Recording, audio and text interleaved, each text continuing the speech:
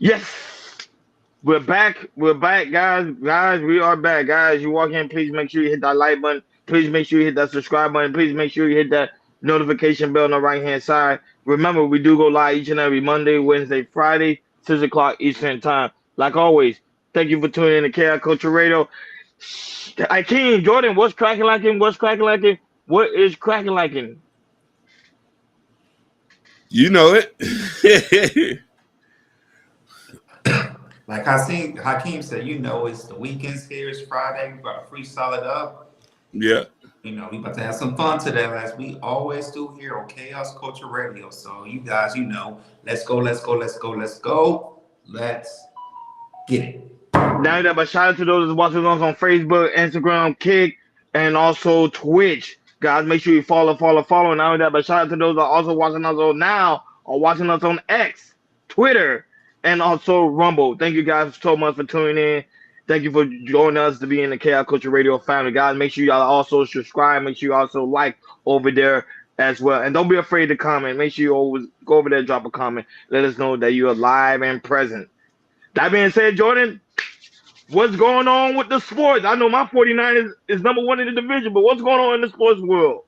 Yeah, man. 49ers look like y'all scored some points on your rival Seattle. So y'all looking good. But other than that, we still gonna stick to the NFL. We're gonna talk about the New York Jets. So last week they played the Minnesota Vikings and they lost to the Minnesota Vikings. The loss was so bad that they have fired their head coach Robert Saleh, which it was made heavy headlines, not just in New York but all over the league and everything. And so Robert Saleh, he was fired.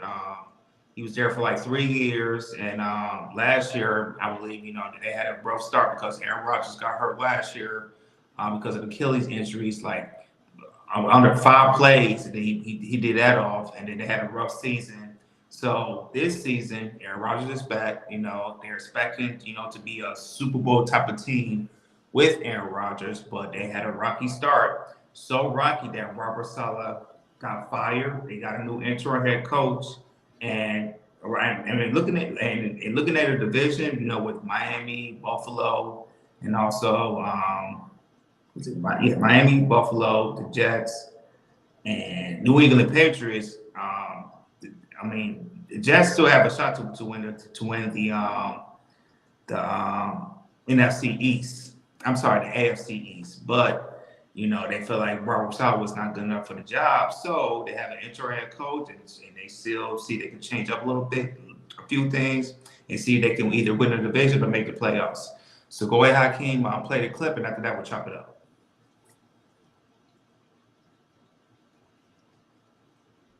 Head coach Robert Saleh was sacked Tuesday after the team's disappointing start this season.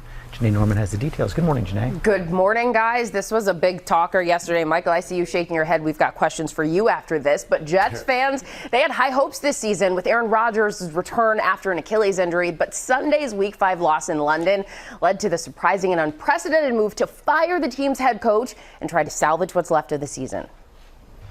This morning, Robert Saleh is out as the New York Jets head coach 5 weeks into a rocky 2-3 season.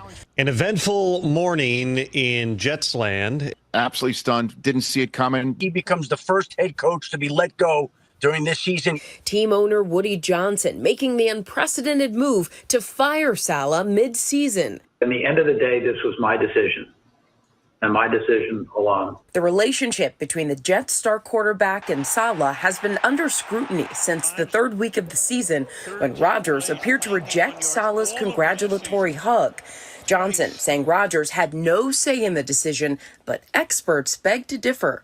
There's very little chance that this move is made without some type of at least knowledge by Aaron Rodgers. You don't fire your head coach 5 games into the season unless your future Hall of Fame quarterback at least has some knowledge of it. In what became his final press conference Monday, Saleh shaking off the season's slow start following a disappointing loss to the Minnesota Vikings. I'm not panicked. Nobody in the building's panicked. But Saleh was wrong. This is probably the best team I've had in 25 years. I just felt that the best way to go forward is with a new direction.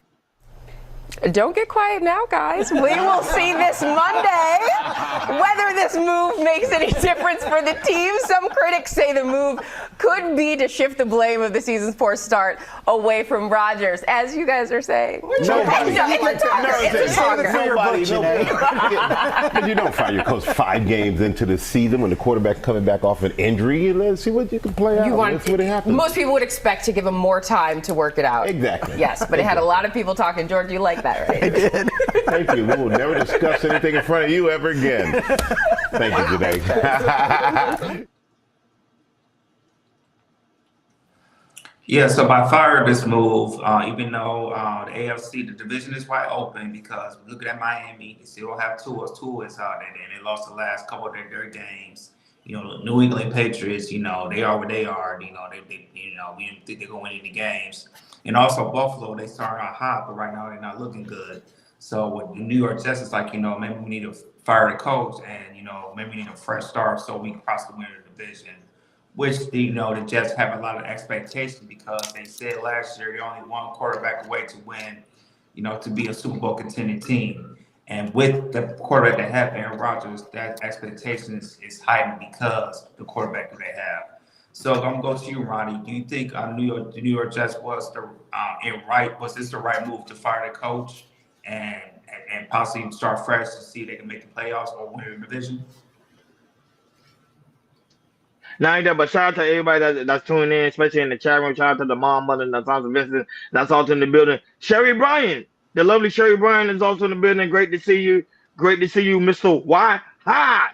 It's also in the building as well. And not only that, but shout out to those watching us on Rumble, Kick, Twitch, X, Instagram, Facebook. Thank you guys so much for always tuning in. Guys, make sure you follow. I can't stress that enough. Make sure you guys follow so I never miss a live stream when we go live. Also, shout out to the lovely Bobby Bryan that's also in the building. Shout out to you, the lovely Bobby Bryan that's also in the building. Now, Saleh, here's the thing. Of course, we know for him for being a great defensive coordinator. Not only that, but also a great coach when it came to New York Jets. I think he actually went over there and he changed a lot of things. He made things to be very comfortable for Aaron Rodgers. Now, rumors has it Rodgers is probably one of the reasons why he got fired because Rodgers didn't like how the situation went prior to the situation that happened between the Jets and the Vikings. Because, mind you, Vikings wasn't supposed to win that game. Pretty much, let's be honest, the Jets had more of a dominant defense, but it seemed like when the Vikings went ahead and won the game over there, I think it was in London, if I'm not mistaken. Was it London? I'm not sure. Oh, it was London. Yeah, it was over there in London for them to go over there and dominate, especially when you got a veteran quarterback like Aaron Rodgers who knows the game, who studied the game, and kind of familiarized when it comes to high-power offense. Not only a high-power offense, but also high-power defense. He's able to read it and able to do what he needs to do. I think Saleh is just not the coach for Rodgers. And I think the organization and knew about that, and that's why the reason why they got him out of there. Not only that, but the way they got him out, I didn't like it. They actually escorted him out of the building because I think he probably didn't like the decision they made by firing him. I think in his mind, if I was him as a head coach, I know in his mind he felt that he could have given him one more chance because look, this coming Monday they have a big game against the Bills, the Buffalo Bills, which is close like a rival game. So for him to let him go this quickly and then put in another coach, I don't know what's going to do that well. I see the Bills dominating that game. I'm sorry. Because Saleh was the only one that was close to understand the defense, not only that, but understand the offense when it comes to the Jets. But go ahead, Hakeem, your comment. So I'm going to approach this a little bit, and a lot of people might not like this in the football world. I thought what I've seen, and funny enough, he had been coming on my For You page. I thought he was trying to structure the team well. Here's the problem, though. It's the same problem a lot of these people. Get rid of the legacy quarterbacks, please, man. The man has been playing for 20 seasons, Aaron Rodgers. 10-time Pro Bowler. You've done your thing. The reason he just got off an injury, you expect the man to make miracles? You want to Hail Mary after somebody who's not even 100%? If you had him young and fresh, he probably can do what the guy in Baltimore is doing. He's running circles around people. So this is what I'm saying. I think Saleh shouldn't have been fired. I think Saleh need a better quarterback to work with. You know, you're only as good as your quarterback. The man's old. I'm not trying to be disrespectful. He's been playing for a while. I don't know what hope he's trying to do to get a Super Bowl. You're going to go to the Hall of Fame already. You've done things already. It's the same thing what Brian Flores tried to say with Tua. Tua was cool, but he wasn't it. And look what's going on. It has proven the point. All the hits Tua has taken, Aaron Rodgers, no disrespect. You've done your work. You worked with one of my favorite players, was Marshawn Lynch. Y'all went to school together. But, brother, we need a better quarterback, a young, fresh quarterback where you and the coach can learn. And this is what happens when the legacy player starts to run the team. That's the problem. No, but I can't.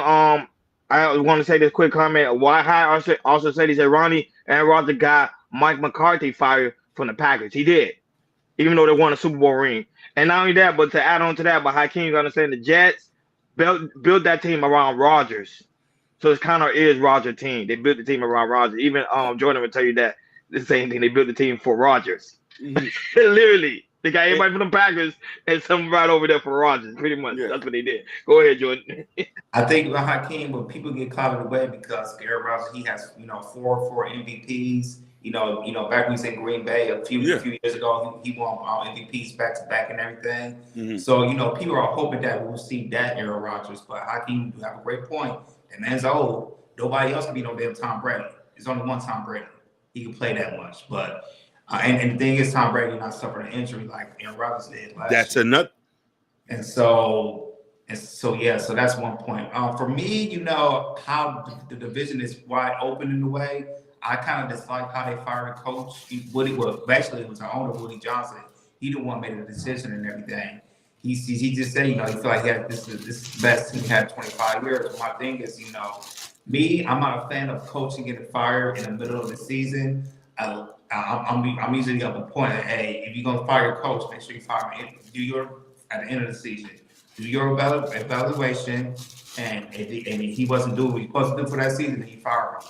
I feel like with Robert Saleh, I feel like, to me, if he had a little bit more time, because he's a great, when it comes to defensive head coach on the defensive side, he's very legit. Last year, the New York Jets, they was like top 5 in defense in the NFL. They got really good linebackers. Their cornerbacks started with Sauce Gardner, one of the best cornerbacks in the NFL, and also they have their very good defensive line. So I figured, for me, I think, give them a couple more games. Okay, they'll start out a little bit hot, especially how the division is really, really wide open. But Woody Johnson had thought otherwise. He thought that Robert Saleh wasn't a man for the job. I really do think Aaron Rodgers did have some involved into it, even though he's only been with Robert Saleh only 5 games. I still don't, I don't know why he would do that, but hey, they figured that they wanted to change and I forgot what the intro head coach's name, but but he does have some. This is his first time being an intro head coach. Also, they changed the offensive coordinator too. I think the offensive coordinator they had was I forgot his name, but he was the guy that came from Tennessee, which the Tennessee offense was a very good last year as well. So, but I agree with Ronnie. I feel like the Jets are gonna get dominated by the Bills. They're going to get I feel like, Josh Allen, he had a bad game against the Houston last week, but I feel like Josh Allen is going to come back with a vengeance and everything. Do I see the Jets winning the division? No, because their offense is still not clicking. They can't run the ball like that, even though they got some really good running backs.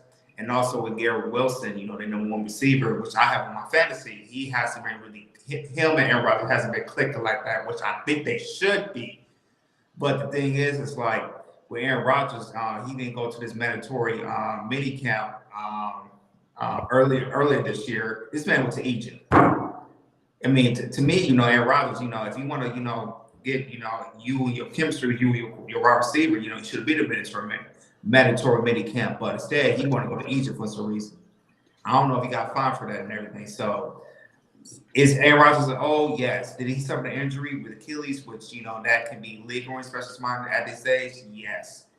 How I see with the Jets season, I don't know if I had him go to. I think I had him go to. Yeah, I did have him go to the playoffs. So I guess I got to stick with my pick. I think they'll go to the playoffs, but they won't win the division. I think they'll be like maybe the last seed. I think they'll be the last seed just to niche in just a little bit. So do I feel like they're going to win some more games? Yes, but I only got them getting into the playoffs and probably get bounced in the first round. So do I think they're going to make the playoffs? Sure, but they probably going to get the last spot. That's why I see what the New York Jets going on the rest of the season. No, but I get where Hakeem is coming from because prior in the old days, Hakeem, coaches was always the dominant over the players. Mm-hmm. But now, since the players are not getting huge contracts, they're more focused on the quarterback and their decision, whatever they want to do. Yeah. That's what's happening in this generation. But back then, the head coach would say whatever, of course, done deal. But now, they don't run like that anymore. It's the players now that's running the NFL. Do you remember? Do you remember when Tom Brady started? He was a young quarterback. He was unknown. They worked with him with the Patriots to build that team around a young quarterback, fresh, new. Because before that, the team wasn't really doing anything. You feel what I'm trying to say? And this is what happens. Aaron Rodgers has done his thing, but I think that himself is kind of out of sync with how he plays ball now. You know what I mean? And I agree, Hakeem. Yeah. Because if you look at a lot of these teams, especially a lot of these, new this new era, there's a lot of motion going on. Many like receivers like kind of moving around, running backs like moving around. But according to Aaron Rodgers, he doesn't like that. He's more like, okay, let me sit, let me see how the defense is running. Okay, I can do this and that. But the thing is, it's like defense are capable to come matching more because if you're not motioning your receivers or wide receivers and everything, they're not going to be confused. If Aaron Rodgers is more of okay, you don't need a motion, I'm just going to cut it down. But the thing is, these defenses they're a little bit more smarter than that because if you don't motion, they kind of expect you what you're going to do. If you're going to run and pass and everything, and it gives the defense a better opportunity to either get a tackle for loss. If they don't make a play or possibly get an interception or a fumble. So I'm going to add that on there. That being said, Jordan, hip hop. What's going on in the hip hop world? What's happening over there in the hip hop? Let's talk about T.I. So let's say T.I. said on a radio show. What was it? I forgot which radio show he was on, but 96.1. And he said his last performance will be at the Jingle Ball December 19th. And after that, he said, hey, I'm done. He said, I don't need the money no more. I'm getting a little older. And he said, when it comes to performance, I am done and I am out. So go ahead, King, play the clip where he's explaining that he's done with performing. After that, we'll chop it up. Is our main attraction at Jingle Ball, December 19th. We appreciate you, sir. Man, I appreciate y'all. And you posted the flyer too. You're like, I don't even know that was in the contract, and nobody posted but the King. Nah, man, but I appreciate y'all, man, for for offering me my last working gig because I do not need the money anymore, and I will not be performing. So you guys, y'all have. So this is your last one? Yeah, they're gonna be. I don't want to do it anymore. What? This is your last performing show. Yeah, I don't want people to pay me to hop around and sweat for their entertainment. He said that before. He said that before. So I'm picking up all. Okay, look, wait. So it's gonna be for me for free. You know so what I mean? you heard him say that before? Is it cap or is he for real? It ain't cap. I just heard him say it before. I'm picking up. I will be picking up all tip shows that he ain't going to, doing them all. But will you do anything for the PSC? Of course. Okay. I'm going to answer the phone to tell them that I will not be performing. T.I. is our main attraction at Jingle Ball, December 19th. So he said, G.I., he said, after this year, he said, I'm done, I'm sad. He said, I don't need the money, and I am finished with no more performing. So Hakeem, do you feel like he's telling the truth, or is he capping? It's cap. It's cap. This is a type of field where a lot of people can't leave, and the sweat and stuff. Plus, a lot of these guys, money don't be 100% right. Boosie is still performing, for God's sakes, and he damn near halfway, like, from diabetes. Respect to him, but I could see a you know, you even still got 50 Cent still wanting to perform. They love the money. It's a feel, and let's be real, frankly, some of these guys must got their money together, but performing is just in their blood. Why would Guns N' Roses, what's Mick Jagger and them boys who still tour? I'm talking, they're 80. They still touring. Earth, Wind and Fire. Earth, Wind and Fire. Like some of these guys are like 200-300 million in. It's just the love for it, you know what I mean? And I just, you know what I mean, I would love to see him in person, but it's cap. He'll be performing again. Not that, but also shout out to those that's watching us on Facebook, Instagram, Kick, and also Twitch, X as well, and also Rumble. Thank you guys for always tuning in every time we go live. We really do greatly appreciate it. Shout out to D, that's also in the building. Ashton, the creator of the Shiesty Avengers, is also in the building. Shout out to you, and also the lovely Jalen is also in the building as well. Like Hakeem always say, Houston finest. Houston finest. How you doing? And also, and I'd have a shout out to Joe Nor Heard him. That's also in the building as well. And also a shout out to the lovely Mimi, the co-host of the Shiesty Adventures, is also in the building. But Joe Don't Hurt don't have a super chat. Go ahead, King, for the super chat. Joe Don't Hurt him for the $4.99. How you doing, Mimi? It's good to see you here, baby. You know what I mean? I don't want nobody to think I'm giving anybody special treatment, but they support heavy. And assalamu alaikum to my half brother from Boston. We are from Boston. Joe Don't Hurt him. Brothers, we made it through another week, healthy and safe blessings. People, I want to share that and spread that blessing that Joe Don't Hurt him to all y'all and to you, Sherry Bryant. Pretty Brown. Now that, but shout out to the lovely B Love is also in the book. Howdy with the cowboy emoji. B Love is here. Yes, she is. She said, that's her. That's why I say Heidi. Howdy. B Love. Yeah, I like that. I like the emoji with the cat with the hat. It be making me laugh. The little cowboy hat. I think it. You've been better. You already better. You're already better, baby. Don't even. You know what I'm saying? You gonna be better. Go ahead. No, but the aspect of T.I. No, we already know all of it. Everything he's saying is cap because mind you, everything when it comes to performing live, remember is big moolah. So if they come to him with a big check, you think he's gonna deny that? Knowing that he got bills to pay, knowing he got child support, knowing that he have a family to feed. Come on now. Now I get the aspect of him doing entertainment like movies. He does appearances, and he have an album that's still making money because of royalty. But still, at the same time, somebody comes in and offer you $5 million to go perform right now on Miami Beach for the Ultimate Festival or something. He's gonna come down here, especially if it's Miami Beach. He's gonna come down here. So I find it to be cap. Now I do agree he might take a break for a little bit, just for a little while, so he can focus on his family. And mind you, his son King just recently about to get ready to have a baby, so he might go and probably teach him about fatherhood. So he might just want to take a break just for a little while, but he's gonna go bounce right back into the music industry because that's what he loved to do. He said that on a recent interview a long time ago, I think 10 years ago. He said, "I always dream about being the biggest artist in the world," and now he is biggest artist in the world. You think he's going to just step down like that? Nah, I don't see it happening. Go ahead, Jordan. For me, I kind of understand he's getting older into the game. He don't move before like he used to, and like you said, Ronnie, he's going to be a grandfather. So I guess he wants to spend more time with his grandkids and everything. But I know you want to spend more time with your grandkids. But once you see your grandkids, it's like, yo, man, I need to get back out there. I need to grind again. I need to perform again because you're not just doing it for your kids. You're gonna do it for your grandkids. You definitely gonna have to tell us, hey, man, I still need to do more. And the thing is like, when it comes to New Year's, there's somebody in Miami, New York, especially Atlanta, that's gonna offer them maybe a half a mil to do a show. Come on now. And then you got Europe overseas where they love pair Americans, to do it, to perform. That's like I said, T.I. is pretty much known, not just America, but definitely some parts of the country say of him wanting to perform or something like that. So, what if he get a break?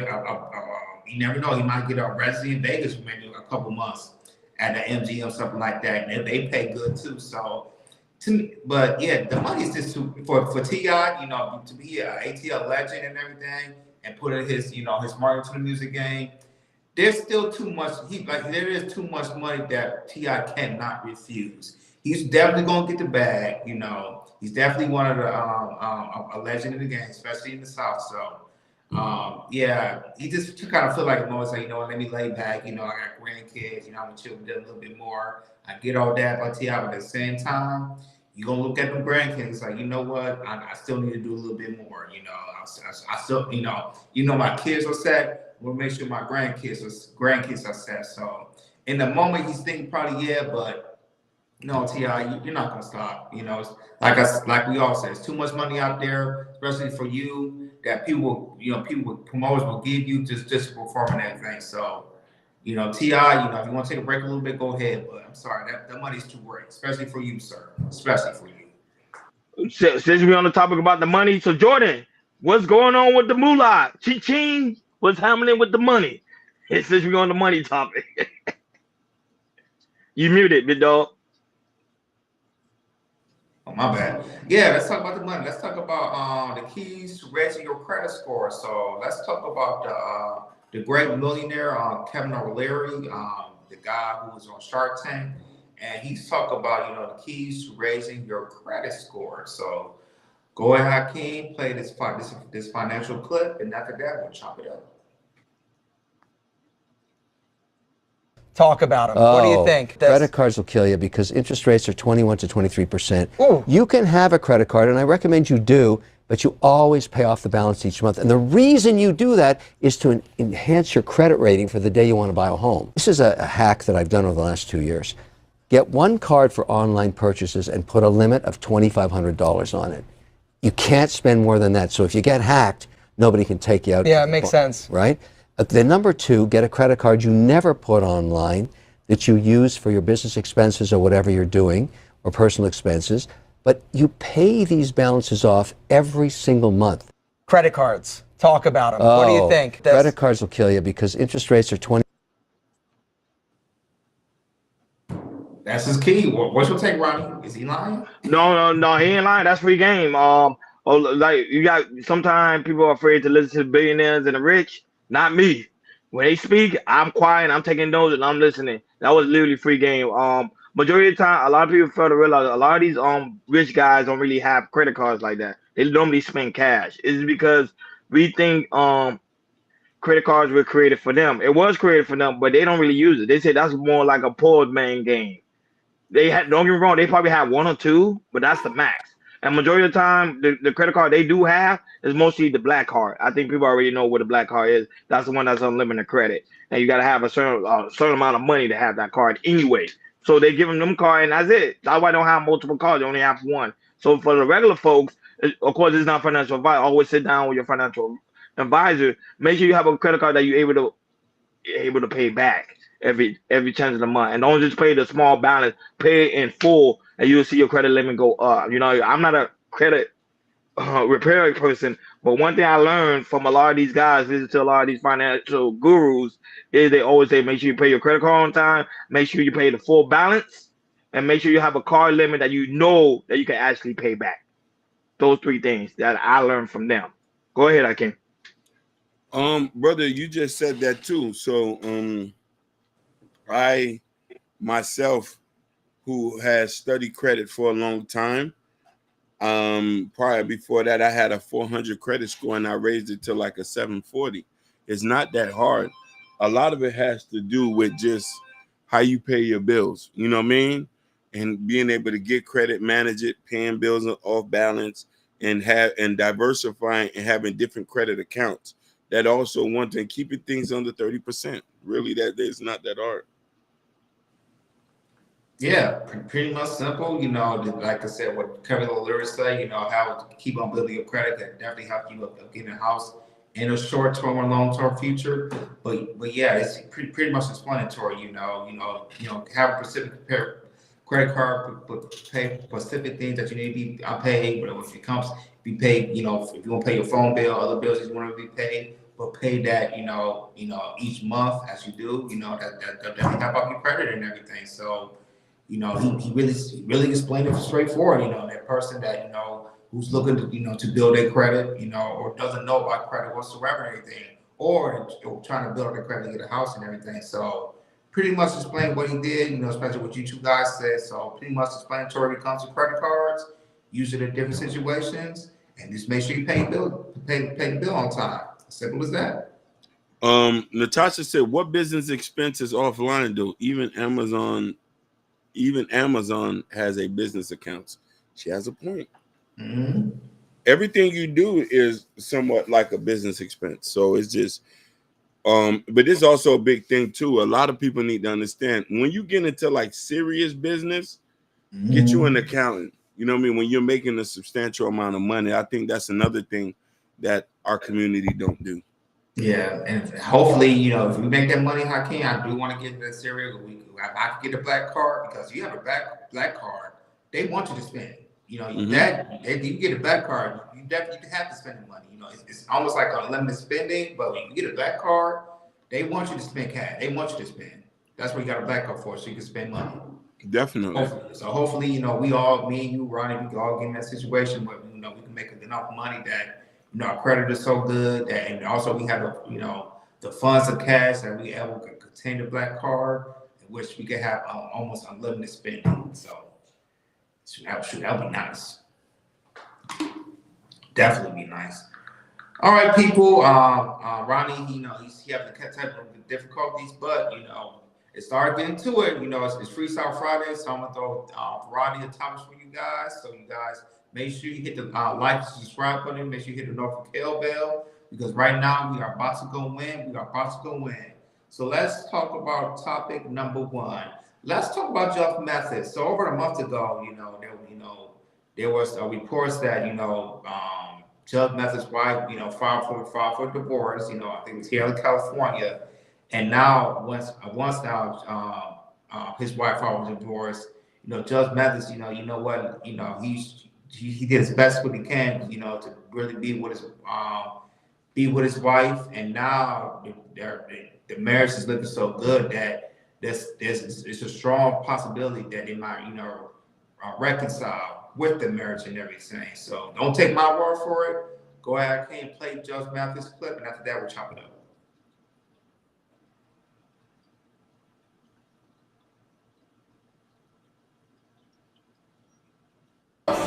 Hanging out with your wife recently. How are you guys doing? We're doing well. We're doing well.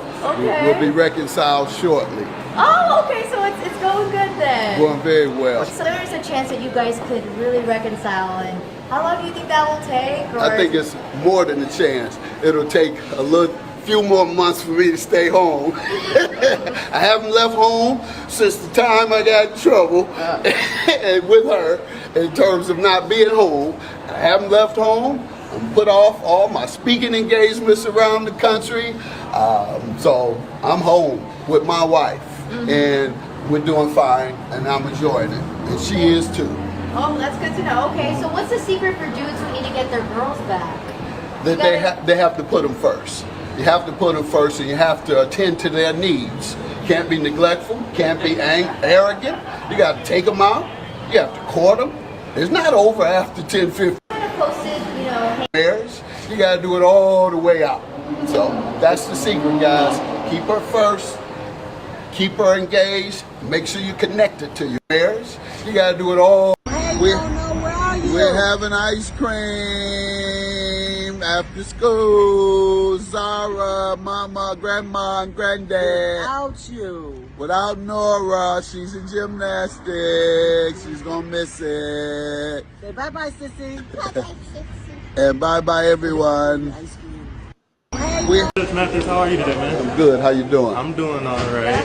I want to ask. I'm not good. Rather, it's the worst days of my life. How about that? Okay, well, I'm sorry to hear that. I wanted to ask you.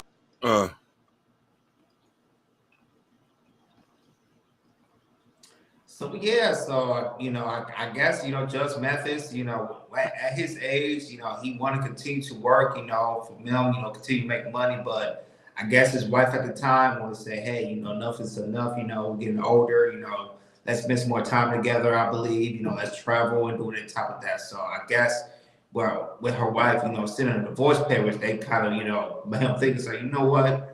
Let me, maybe we need to stop, working a little bit less and, be with my wife more and get where her wants and needs and everything. But I'm go with you, Hakeem.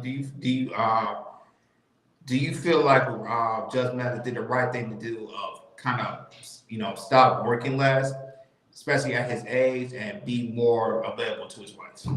Yes, I think that he made the right decision. Sometimes when you have enough, you don't need no more. And I think some people do it to keep themselves motivated in a goal. But I want women to look at that from a perspective that because you have some women who wants a man time in different stages of his life.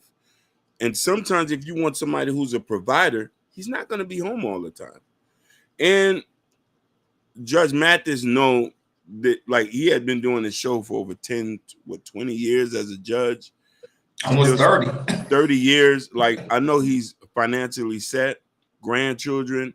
He didn't really need to be working. He needed to just, him and his wife, travel, enjoy the world. He do a speaking engagement here and there. Maybe do something that involved her.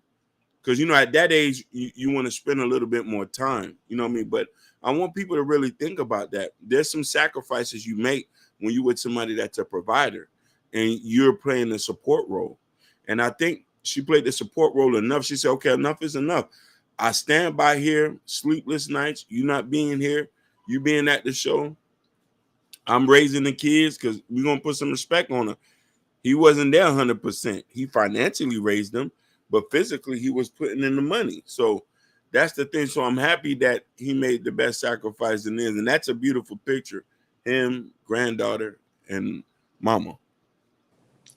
For me, I think, him being just by the show for almost 30 years and everything, I figured after that show, I think like, okay, since, that's over, show's been amazing. It lasted for so long that, I thought that he would, sit back, relax, be out of the limelight in Hollywood a little bit and spend more time with his family, especially with his wife and everything. But, he continued wanting to work, he continued wanting to be Hollywood, and stuff like that. How it can be addictive. You work so much, you consistently doing you're supposed to do, for years and years, well, decades and decades that, there's sometimes, you don't have that turn off switch, or you don't know you have to turn off switch because you've been consistently, providing for your wife, providing for your family, because that's what men do sometimes. And sometimes men can get lost into that. Or there are some men who, will continue to do it to the day they die. Because there's some men that they need to function, they need to work, they need to provide, because if they stop, they feel like, it could slow them down, and sometimes, they could take their life away, they can get sick from that, they get heart attacks from that. So I believe there's some men that can do that. I mean, needs to work, all the way to their 80s or something like that. But for Judge Mathis and everything, for him, he like I said, he's set for life, kids grown, but his wife knows for so long. They've been together for almost 40 years and everything. So she know that, Judge Mathis, you have the time, sit back, we're in our golden years. So spend time with the family, your wife, kids, grandchildren, and anything like that. Because like I said, you did it all, You did stuff that a lot of, black men at his position, especially the judge, would not do. And he had a successful show. And then after that, he could have sat back, but he wanted to do more, because sometimes Hollywood and being a provider can be addictive, and a lot of men don't have to turn off switch though. But he had to realize once the court papers was thrown by, he said, you know what, let me step back a little bit. Let me see if I can fix this, reconcile this marriage and everything. And right now it looks like it's working out, Wife looks like she's happy, he's happy and everything. And hopefully, that with Judge Mathis, he could continue, to do what stand back on the limelight. I agree with you, he could do, little clips here and here, be a certain source here and there and everything. But at his age, he could slow it down. I'm not saying he don't have to work, but at his age, he could slow it down a little bit. You see Denzel, he works, but not like he used to. Samuel Jackson, I remember Samuel Jackson at the time, when he was young, he'd be in 3, 4, 5 movies in a year. Now we see him do maybe one movie every 2 years or something like that. So what Judge Mathis edge, slow it down a little bit. That's Repeat that again. I'm rambling. I'm slowing down. Oh, what happened? What did Jordan say it again? Jordan, say it again. What was that last point you made? Oh, about Judge Mathis. Yeah, No, I was saying like the last time you just made. No, I was just saying, men, you know, once they get old, like with Denzel and Samuel L. Jackson, you know, you see they once they get older, they turn it down a little bit. So instead of they do movies, 3 or 4 movies a year, they might do movies 1 every 2 years or something like that. Oh yeah, no, that's very much true. So guys, make sure you like, share, and subscribe. Make sure you hit that notification bell on the right hand side. Not only that, but shout out to those watching us on Facebook, Instagram, Kick, and also Twitch. Thank you guys also for tuning in, also watching us on Rumble and also X. We have some people watching us over there on the X world. Shout out to you guys watching in. Thank you guys for always tuning in every time we go live. Shout out to Shiesty Bum. That's also in the building. See, Jordan is rumbling. You know Shiesty Bum, man. She always gonna talk her. You are exactly. You always talk. No, but sorry about it, guys. I'm having technical issues. That's why I'm not cammed up. For some reason, every time I cammed up, it keeps crashing. So we're gonna contact Restream about what's going on with that. But however, Judge Mathis, I think he did a good thing. Remember, you got to keep it in mind, Jordan and Hakeem. They've been married for a very long time, going on to 40 years. Judge Mathis don't want to come back here in the dating market. He see how hard it is for gentlemen our age. So you think he gonna come back out here and be like, yo, I want to date a younger woman? Hell nah. I want to date someone I know I can build. I already built a future with. I already got my kids from. She already seen my struggle and my strive.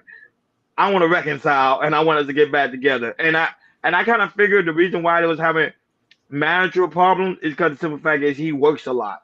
And some people, you know, some women at that age, they want their husband to be like, you know, it's time to retire, time to sit back and enjoy the fruits of your labor. You work so hard, now we at a good place. Sit back and relax and go to the beach and let's have some tequila. That's what you want to do. And I think Judge Mathis now he gets it. Some people see him as a simp. I don't see him as a simp at all. I see him as a man that's trying to get his wife back. And you'll do whatever it takes to get your wife back. Hell, it's hard out here, even for the regular folks. So he saw it and he said, you know what? I want to get my wife back. We built a great future together. I don't want to lose that. So shout out to him for doing that. I commend a man like that. Go ahead, Hakeem. Your thoughts?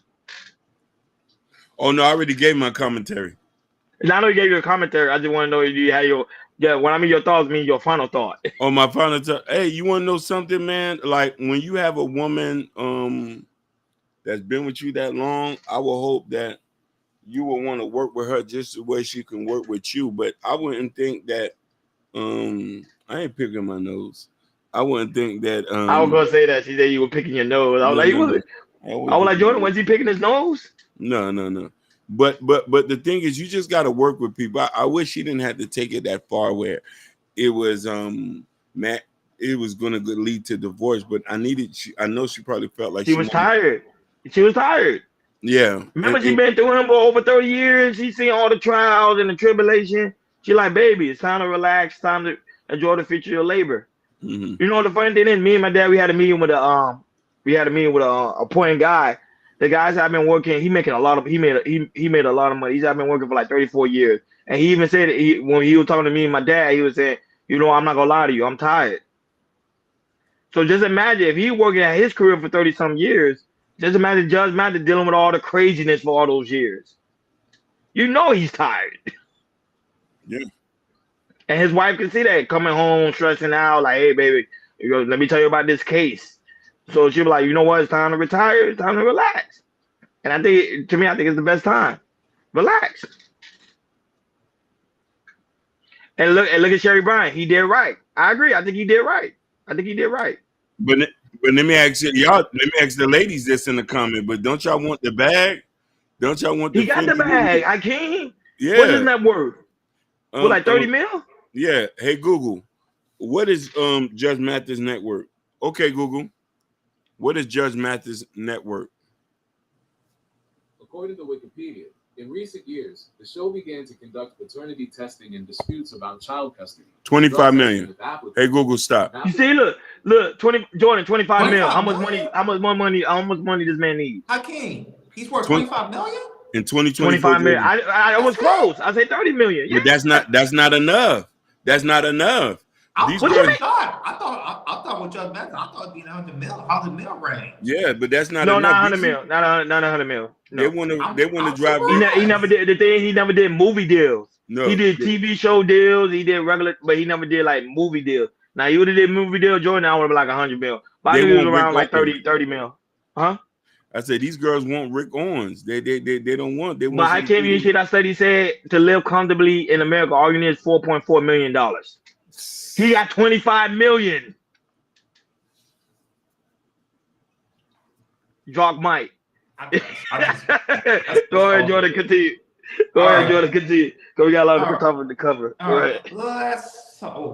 We gonna have fun with this. The chat about to be crazy, especially you, Sugar Bomb. You gonna love this topic. You definitely gonna love this topic. We gonna get on you too. Let's talk about Barack Obama.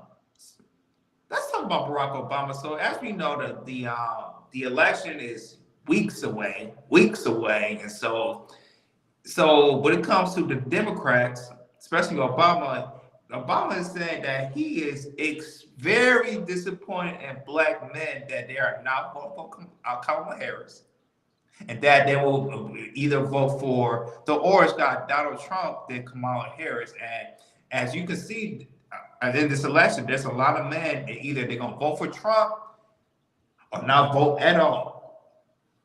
Because black men, some people think black men are stupid, like that one person comment that's gonna say something. But I believe black men are being smarter and they know the power of the vote when it comes to this election. But Barack Obama says otherwise. So we want y'all to hear from Barack Obama. Go ahead, Hakeem, play the clip, and after that we're gonna chop it up.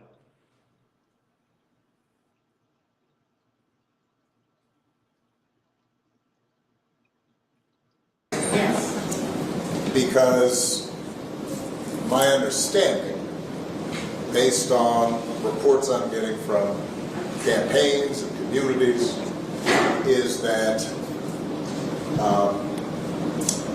we have not yet seen the same kinds of energy and turnout in all quarters of our neighborhoods and communities as we saw when I was running.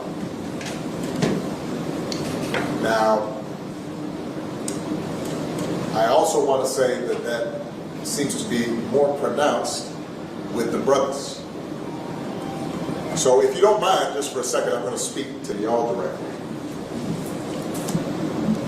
and say that when you have a choice that is this clear, when on the one hand you have somebody who grew up like you, knows you, went to college with you, understands the struggles and pain and joy that comes from those experiences,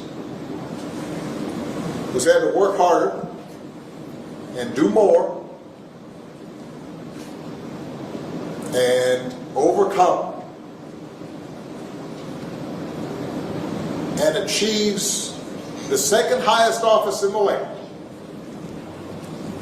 and is putting forward concrete proposals to directly address the things that are vital in our neighborhoods and our communities, from housing to making sure that our mothers and our fathers and our grandparents can afford medicine, and making sure that we are dealing with prices that are too high and rents that are too high, and are committed to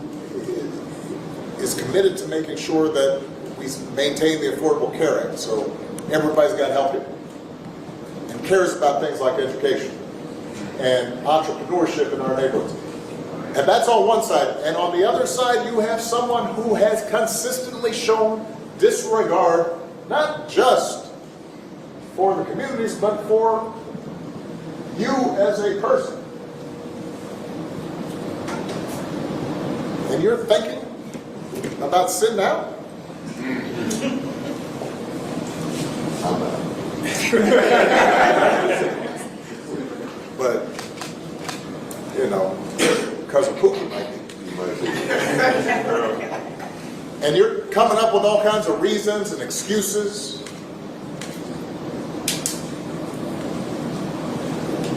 I've got a problem with that because part of it makes me think, and I'm speaking to men directly now, part of it makes me think that, well, you just aren't feeling the idea of having a woman as president. And you're coming up with other alternatives and other reasons for that. And I think anybody you are talking to in a barbershop, anybody you are talking to in your house, in your family, at church, who is coming with that kind of attitude, I think you have to ask them, well, how can that be? Because the women in our lives have been getting our backs this entire time. They've been raising us and working and having our backs. And when we get in trouble and the system's not working for us, they're the ones who are out there marching and protesting. And so now you're thinking about sitting out or even supporting somebody who has a history of denigrating you because you think that's a sign of strength, because that's what being a man is, putting women down. That's not acceptable. That's not, this shouldn't even be a question.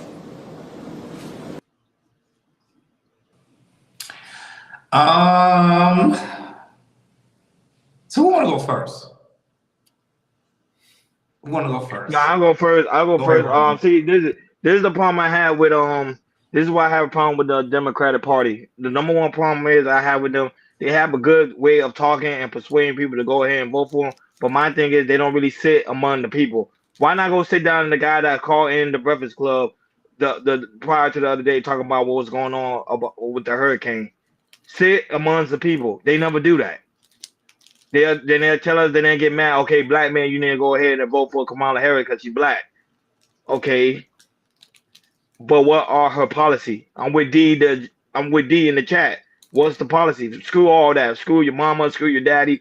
We don't really need to hear that right now. We want to know, okay, what are the policies? Your policy is going to benefit the black community. It's going to benefit black men. It's going to benefit our kids in the future. Let's talk about that.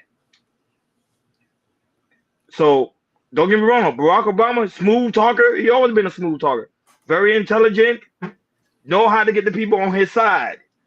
But then after the push come to shove, okay, Barack, what's Kamala Harris' policy when it comes to the black community and the black man and the black farmers, the black jobs? Go ahead, Akeem. I'm even disappointed in Barack Obama.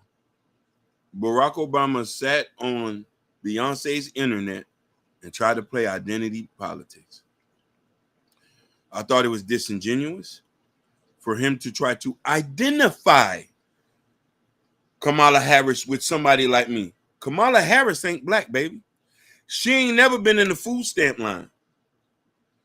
She ain't never had to go to the local health center and understand. I don't know what she went to school with you. White people go to HBCUs. That doesn't mean they resonate with us.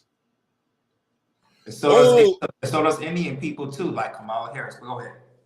You got a bunch of people who go to school with us. You got people who live in our areas, who live in the same areas a block away, still don't go through the same thing we go to. So don't think we're stupid. Don't try to bait us. Let me tell you something. Kamala been lost the black man vote long before that. And a lot of y'all lost it. There's one thing you forget. Black men has always been conservative. Just never talk about it. We've always had conservative views. We've never spoke about it. You don't necessarily tell who we vote for. And here's the problem with this. You want us to vote based on identity when she has yet to identify us as men, us as black men, as men who contribute to this economy and this economy. He has not identified now. Well, she's even said, I'm not just going to do nothing for just black folks. Why should I vote for you? When Donald Trump has always identified, he said, you're not even a black man. She said, you're Haitian American. Thank you for correcting that. I like my racism cold. I like it served in front of me. What y'all say, listen, you talking about he degraded us in front. What do y'all say behind our back? Most of you Democrat are elitist. We know that. Half our cities are Democrat run and they're shitholes. Chicago, Birmingham, Houston. You name it, it ain't nowhere to be safe there. I need somebody who's gonna come here and ain't gonna play no games. I need somebody who's gonna make sure that I benefit de facto. I'm not just voting. Don't come here telling me vote for her because she black. I don't see her like that. I ain't never seen her in the food stamp line. I ain't never seen her, you know what I mean? She went through a HBCU. Her mama don't even resonate with what we go through. I know my mama don't resonate with what she go through. I stayed in the hood all my life. I never seen them type of people like she is. So please don't insult me. Not that, but the only time I'm gonna say this one point, they always say she black, but she never be among the people, the black people. You never see her among the black people. Only when she do her conventions. Now, the other hand, they call Donald Trump so racist, but Donald Trump been going and sitting down with black people. Yeah. Majority of his whole campaign, he was sitting down with black people. Yeah. So I'm like, okay, if the man racist, why he sitting down with black people? You gotta put the two and two together. It doesn't make any sense. Yeah. But I'll say right now, this is an emotional time for especially for our people, black folks. They undecided. They don't know who to go to, who to work. But my thing is, I say, don't focus on the color. Focus on the policy. Because then you're gonna have a smooth talker like Barack Obama gonna sway your vote, and then you're gonna vote someone in that's not gonna benefit you at all. Go ahead, Jordan. Oh, Kamala. You know you cannot get the black man vote, so he had to call Barack Obama and say, help me. Barack said something.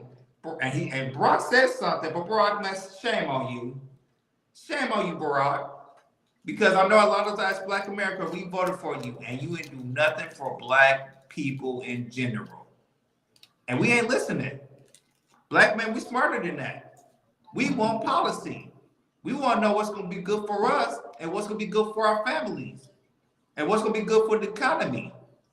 We're not playing with these Democrats no more. It's either you give us what we want or we either going to vote for that Donald Trump or we're not voting whatsoever. And I'm in the group that I'm not voting whatsoever. I'm not doing it. I feel like my vote is so, black men feel like their votes are so powerful enough that if the Democrats, you're not going to give us what we want, what you going to say? We're not doing anything. And it's going to affect you too, because if you lose, they're going to look at black men and they're going to say, you know, black, and they go, and black and women are going to be shaming us. They're going to shame us badly. Oh my God, you didn't vote for Kamala Harris and all that type of stuff. And how dare you not vote? Or how dare you vote for that white man, Donald Trump? But you won't vote a black woman. Well, she is not a black woman. She is an Indian woman. She is not a descendant of slaves. She cannot relate to us. Like the elections is right around the corner. So that's what Kamala had to stand by for, because black men is not resonating for Kamala because she's not doing nothing for not just black men, but for men in general. So if they had to send Barack, you know Kamala's in trouble because the men voted for her. I don't care if she's going to Detroit. I don't care if she's going to Philadelphia, New York, well, mostly red states in like Georgia or something like that, Texas. I'm sorry, Kamala, you are in trouble. I still think the races will be close, but when it comes from men, not just black men, any man, they're not having that, Kamala. You didn't say one thing about black men. We read your policies, man. We're not resonating, and it ain't gonna work. So Barack, shame on you, brother, because you didn't do anything for us. Democrats haven't done anything for us. So he's like, you know what? We're not going to vote.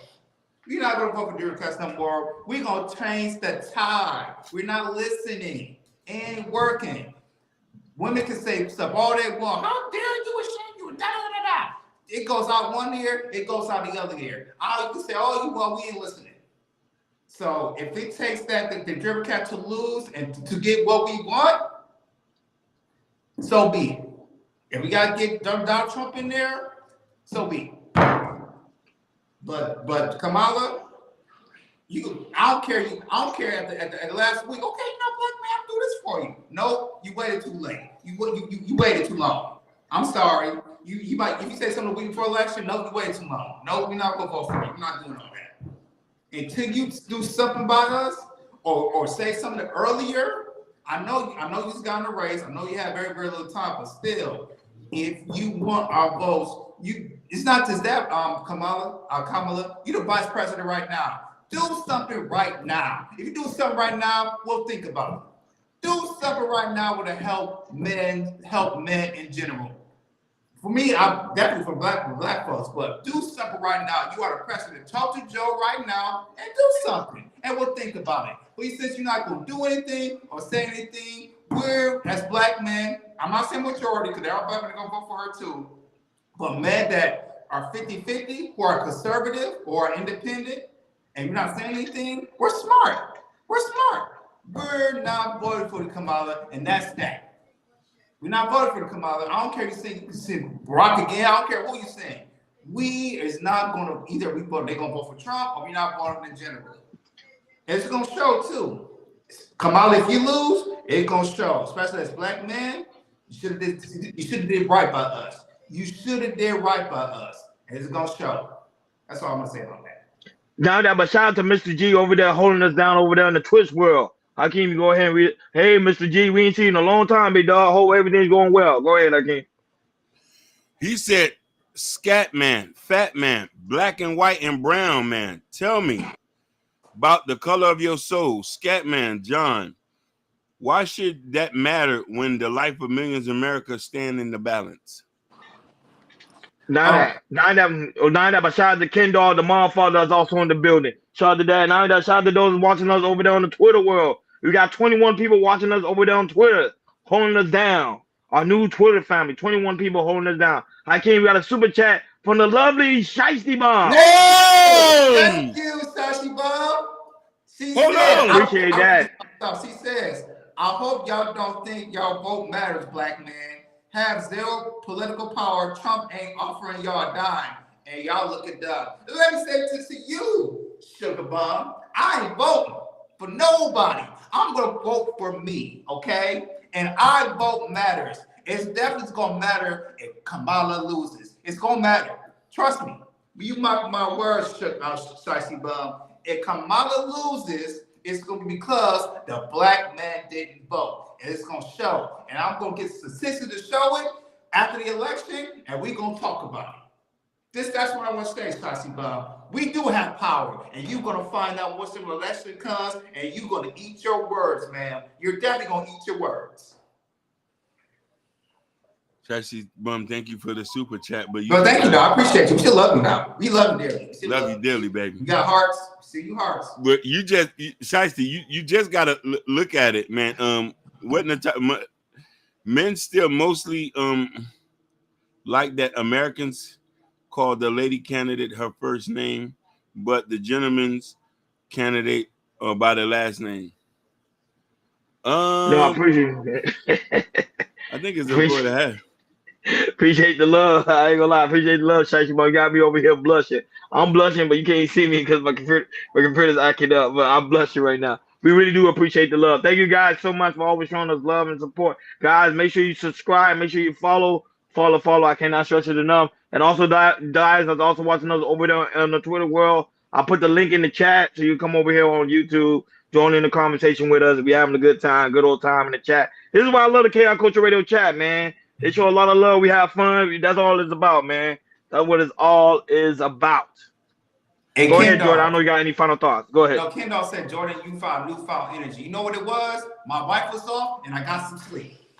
Yeah. Some sleep. That's all you need. That's all you need That's it. sometimes. A good sleep, boy. Hey, Good Jordan. sleep. Shasty Bum said, we shall see, Jordan. Okay, cool. I ain't gonna lie about a lot of people are changing their opinion about Kamala Harris just because of the fact of what's happening during the hurricane right now with Milton and what's the other one? Is it Halen?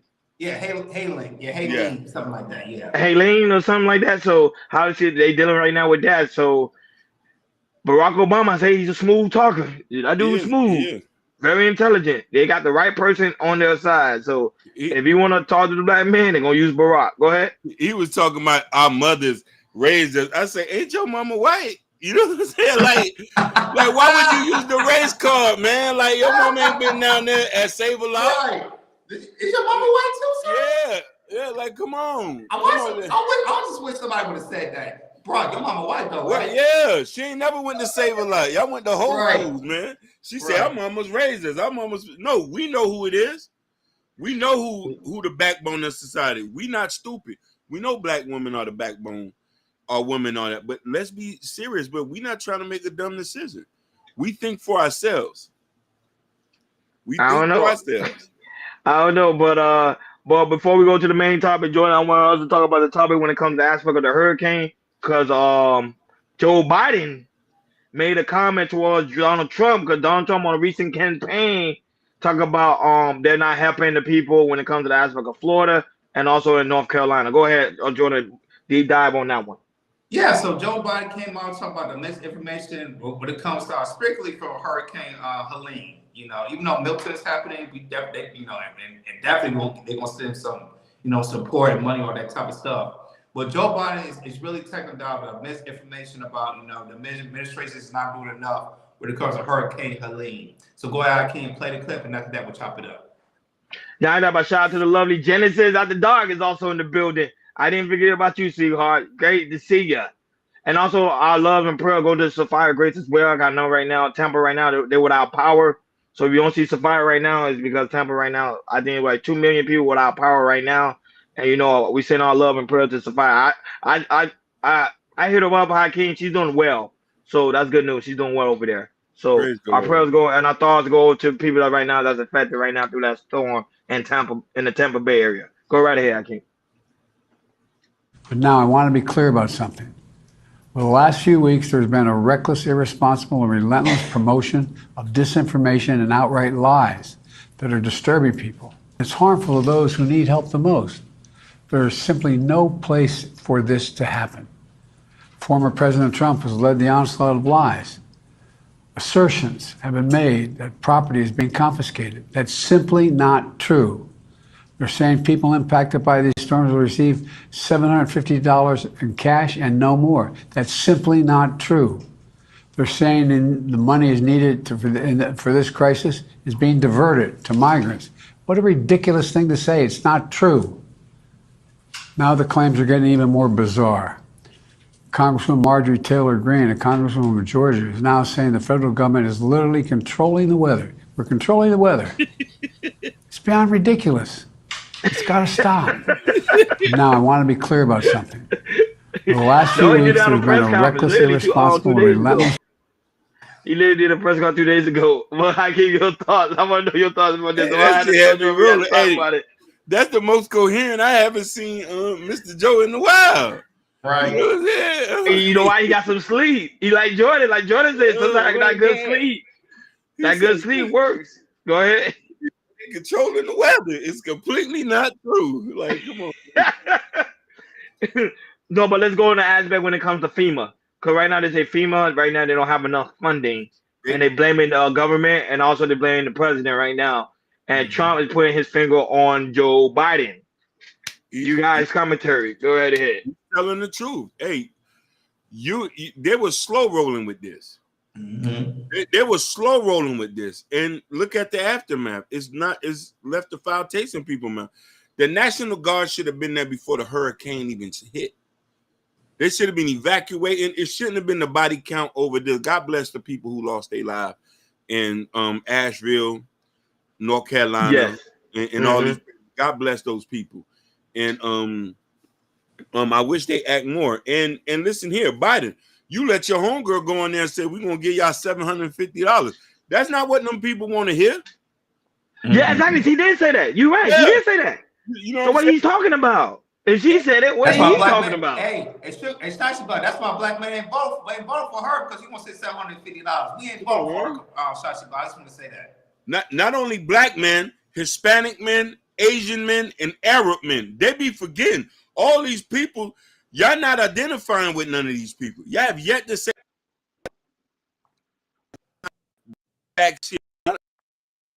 is Spanish. You know, come on, get serious. Hello? Can you hear me? No, you good. No, you good. I told you it's Restream acting up. Okay, I'm good. Can you hear me? Yeah, okay. It's Restream. Go right ahead. Go right ahead, Jordan. Can you hear me? Yeah. Go Okay, ahead. me. Okay. Yeah, okay. This sleep from me. I remember the last time I lived in Florida. The last hurricane I experienced was Hurricane Irma. Once we experienced Irma and everything, when we came back, family was there immediately. Immediately, when it comes to funds, the website was open.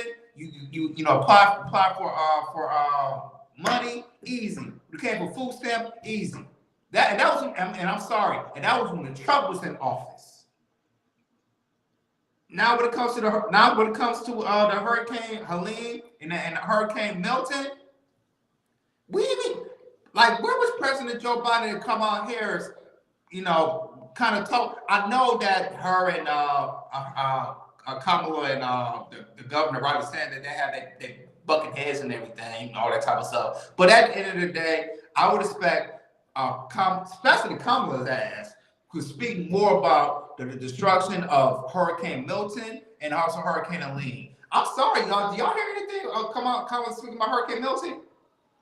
No. The last thing she said before the storm landed on Thursday, she made a comment about she didn't want the hotels or gas station or anything raising up their prices so people won't be able to have a comfortable, pretty much affordable living. She said if you do that, you're gonna be held accountable for that. That's the last thing I heard from her We when she don't want spoke to about it. hear that. We want to hear when it comes to these hurricanes, we're going to send every help we can to Florida. We're going to have to send Georgia. We're going to send Louisiana. We're going to send Carolinas. And when it comes to FEMA, we're going to make sure we have money for y'all. That's what we want to I agree. hear. That's what we want to hear. We don't want to hear I agree. Don't raise the prices up and everything. We ain't worried about that. Florida is tax-free state. People still gonna go to Orlando, go to Disney World. It's still gonna pay some damn money. Kamala, I'm gonna hold a little energy, y'all. I got some sleep. Kamala, what you doing right now? That's what we not room for you. You're not doing right about people in Florida in general. We're smart. We're watching what we're doing. Yes, we're watching. I agree. And like an election is right around the corner, and you still not making steps to say, hey, vote for me. I'm doing this and everything. You're not doing anything. That's why nobody want to vote for me. Man, want to vote for you, yo. So when it comes to the misinformation, Donald Trump, I don't blame Donald Trump. I don't blame him.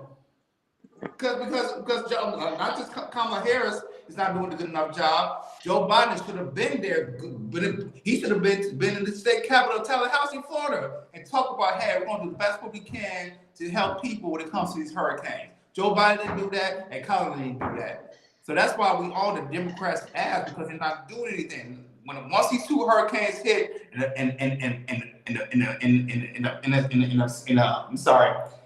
a week, because if Helene last week, it was Milton this week. In 1 week, and they're not doing anything. So we watching this, Democrats. You're not doing anything. And that's what's gonna hurt y'all with the votes, because this man voted for you, because you're not doing really anything to put an extra effort to help people down in Florida, especially in Central Florida. And we've seen all that. And that's why we're not voting for you. Go ahead.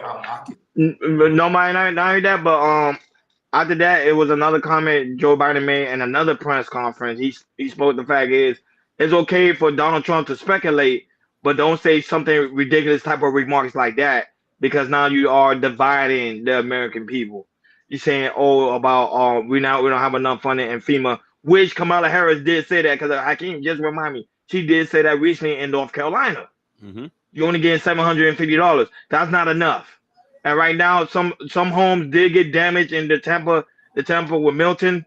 You know, shout out to Sapphire Grace, like Ashley said in the chat, she's doing good. That is great news to hear. Prayers and love go out to her, and also people that's been affected during the storm. You know what I mean? Because this storm was pretty massive. A category 3 or 4. Was it a 4? Hakeem? Like you? I think it was a 4. I think it was a 3. It was a 3. It was a 5, then it dropped down. But there was still some flooding going on, so the news report was right about that. Some areas did get flooded out. I think you saw one little boy literally was stranded. I can't even say that. It was a little black boy stranded out there. And they had to go get a rescuer to come and get him. It was bad. And everybody said, "What's the parents?" The parents literally it was bad. So I'm glad that in the death toll, they didn't really say how many people was no longer on this earth. They didn't say, but hopefully it wasn't that massive. And then people really take heed to the evacuation and went to shelter and did what they had to do. So, well, people, you're affected by the storm, they say FEMA, like, you see what Joe Biden said, that ain't true. So go ahead, do your report, get some money from FEMA, get your property back up running again. Because Joe Biden said they're having no issues. Go ahead. I want to say one more thing, and this is for a little bit more indictment to Kamala Harris. Since you're vice president, Kamala, do you and see what's the when it comes to the Senate, you know, she's kind of the head of the Senate with if they when it comes to voting, if anything ties, she get the extra votes. So Kamala, you are definitely in the Senate too. So and this is why people not vote for you Senate, because you are in the Senate. And you can tell the people in the Senate say, hey, we need funding to help people out in Florida. ASAP. And you can get the votes from the Democrats so you can get the spending to go to Florida. You ain't even doing that. A lot of people don't know that. Like Kamala is definitely be in the Senate because she has, when it comes to like votes, if it's high, she can override it and put her vote in there. So Kamala, you can go to the Senate, talk to these people, say, hey, we need funding for Florida. We had 2 hurricanes. Send funding. Is she doing that? Nope. That's why I'm not voting for you. And not only that, but right now, guys, make sure you hit that like button, make sure you hit that subscribe button, and make sure you hit that notification so you never miss when we go live. Jordan, time for the main topic. TD Bank? Yeah, that's a big one. They got in trouble for some money laundering over some drug cartel. So TD Bank's hit with a regular $3 billion fine over drug cartel money laundering. So I have a source right here. This is from CNN. So TD Banks will pay $3 billion to settle charges that it failed to properly monitor money laundering by drug cartels, are regulating announced on Tuesday. So the final includes a $1.3 billion penalty that will be paid to the U.S. Treasury Department Financial Crime Enforcement Network, a record fine for the bank.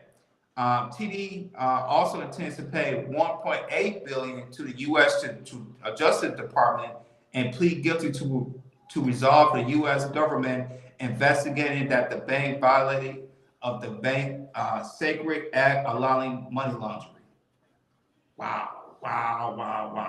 So Hakeem, I'm not going to read the rest. Let's just play the clip, and after that, we'll chop it up.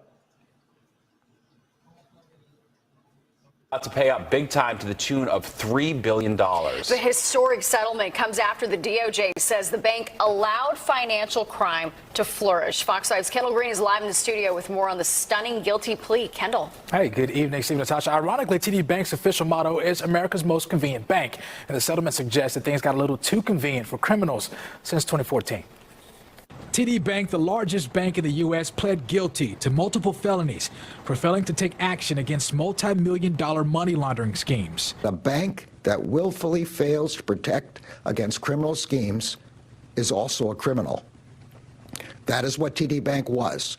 Thursday, Attorney General Merrick Garland announced the historic $1.8 billion settlement as the bank agreed to other civil penalties totaling in roughly $3 billion. I think the fine itself is somewhat of a slap on the wrist. The DOJ shares the bank failed to maintain an adequate anti-money laundering program beginning in January of 2014 through October last year, making way for $670 million in illicit funds to transfer through TD Bank accounts. This was coming from drug trafficking. Most of this money that was being laundered was in the fentanyl trade, set up under Chinese corporations. And the bank literally failed to perform any customer due diligence. The DOJ prosecuted 24 people, including 2 bank employees, for their involvement in the money laundering operation. The feds say the scheme was so brazen, one man deposited $1 million in cash in a single day, then moved the funds using bank checks and wire transfers, even bribing TD Bank employees with more than $57,000 in gift cards. By making its services convenient for criminals, it became one. The bank's CEO responded in a statement that reads in part, quote, "This is a difficult chapter in our bank's history. These failures took place on my watch as CEO, and I apologize to our stakeholders." And as they face those hefty penalties, Paul Oster, a credit and finance expert with Better Qualified, predicts the bank's real consequences will come from an imposed $434 billion growth cap, part of Thursday's settlement. And that's the biggest driver of why the stock is plummeting and going down. But how they'll counter those effects in stocks and legal penalties could ultimately fall on their customers. Now, TD Bank's top execs, in addition to the $3 billion penalties, also agreed to a 3-year monitorship from the DOJ and a 5-year term of probation. Steve, Natasha. All right, Kendall, thank you. To me, the CEO need to be investigated. Because if that's going on around that branch, imagine the other branch. Hakeem, how was someone able to deposit $1 million? That's automatically should have been a red flag. Because the bank only take $500,000. Yep. So they show you corruption is just not only in the land, but it's also in the banks. So what the people supposed to do? But it is the bank, and the bank supposed to take anybody money though. At the same time, it is the bank. It is. But stuff like that, when it's going on, it is sickening. And not only that, but it seems like it's always coming from people from other land, other parts of the world, foreign affairs. But there was a group of Chinese people. I don't got no hatred towards the Chinese people. I actually love them.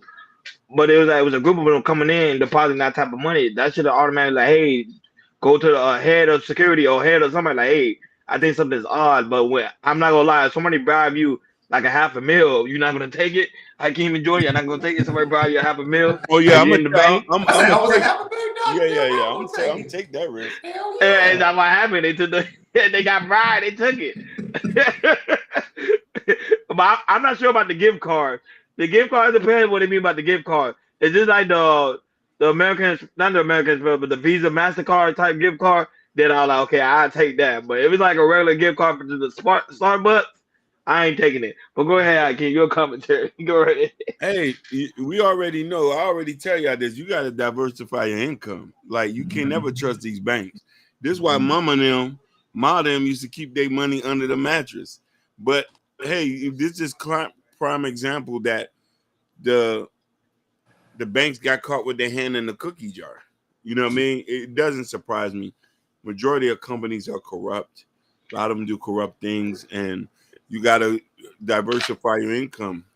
Not financial advice. S&P 500, Bitcoin, gold, assets that produce houses, land. Done deal. Yeah, TD Bank, y'all deserve it. You do. Come on now. I agree, Ronnie. Somebody higher up at TD Bank is involved in this. Come on. All that cash in one deposit? You don't like what Dr. Umar was saying. You don't find that suspicious when it comes to $57 worth of gift cards. You don't find that suspicious? Are you kidding me? TD Bank, you deserve everything. For the just part to be coming on down on you, you deserve it. But come on now, you be smarter with your money. Get some crypto. Get some stocks. Get some bonds. Get some gold. Buy some gold. But you want to be lazy and say we gonna give gift cards to the government ain't gonna find out. They never go background check us like that. And they will, because right now the government, they bored. You see, they get it on Diddy, they get it on Eric Adams. They bored, and they're really doing some steps right now. And definitely when it comes to the drug cartel, man, they love this. They definitely gonna deep dive on this. So, TD Banks, you deserve everything that's happening to you right now. Paying $3 billion in fines? Yep, you deserve it. Because to me, should have been smarter than that with the money, but that just to put down millions of dollars into one deposit and everything, yes, easily get caught. Yeah, depositing so much money into gift cards make it easier for the government to be like, hey, something ain't right. We're gonna get you. Now they got fined $3 billion, and they deserve it. Facts. I want to ask you, what Hakeem, what's the stock price on the TD Bank? I'll tell you right now. Yeah, you said the stock price was plummeting. Mm-hmm. Cause I think last time it was like $100. I think it was like $100 a share. It's 57. So it dropped. Yeah. When the last time it was up, it'll tell you. When the last time it was up, it should tell you. Hold on. It was at 63 5 days ago. 1 month ago, it was. Look at the year. Overall year. Year to date. Like the highest ever been. It was like at $68. And now it's at 50. And it's still going down because they settled a $3 billion settlement. So yeah, TD Bank, I would say I think they need to look into the CEO as well. Because to me, he should have known what was going on within that branch. That should have never happened. Like someone coming in there with $1 million to deposit, that should automatically be a red flag because the government only can insure up to $500,000. After that, the other half is on you. Go ahead, Jordan. You was going to say something? I would say he probably was bribed. Hey, if we could deposit this money, we'll give you $100 million too. How would that sound? Like, oh, okay. I'm shut up. I'll do that. But I also want to remind people, remember, TD Bank is also a Canadian company too. Yeah. Yeah. Oh, it is a Canadian. You're right. It is a Canadian company. Natasha, that's your people. Canadian. Canadian. You saw Natasha disappeared because she knew about TD Bank. Oh yeah. Yeah. That's what she said. She said not Toronto. He said pretends it's not a Canadian company. she said it too. Yeah, she put it out. I'll go ahead. You're gonna be joining her in the comments. He said, just remember the Celtics play at the most gangster stadium in the league, TD Garden. Yep. TD Garden. Well, that's true. They do. Yeah. Hey, TD, look, Natasha came back. She came back. No comment. I won't be surprised if the arena will probably buy them out and probably get a new sponsor for the arena. Since the TD Banks are in this deep of trouble, I won't be surprised if the arena try to buy them out and see if they get a new name for the arena. I won't be surprised. Yeah. But Jordan, I want to tell you. Remember the topic you were talking about? What is her name? Jara, right? Man, when she was on P. Morgan show, you know he apologized, right? They gave him a letter. I'll show you. I'm gonna tell Hakeem. You see, I told you Beyonce and Jay-Z ain't gonna be quiet. They actually went and gave him a letter. He went on live and apologized. Hakeem, you hear about that? I did hear about that.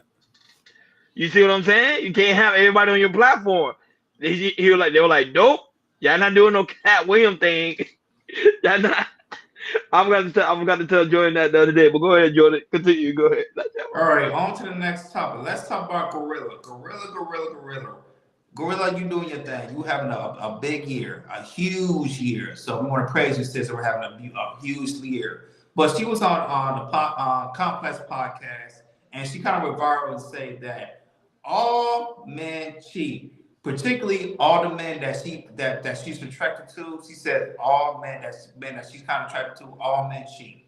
All men cheat. Like the men that she's kind of attracted to. So go ahead, I can't play the clip. After that, we'll chop it up.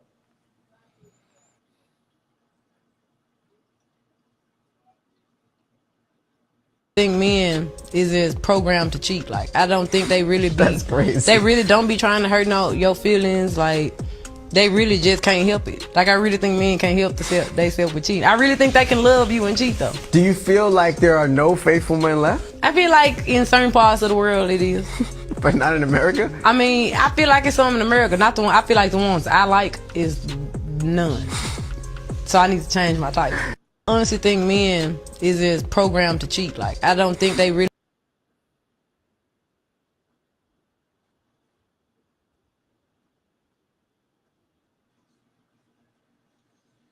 You're muted. Jordan, you muted. Jordan, you muted. Oh, my bad. No, I was gonna say to you, Hakeem, what type of man you think that she like that she thinks that all of them cheat? Or what's her type of man do you think that she likes? The hood guys, rappers, ball players, guys who don't practice no sexual discipline. Yeah.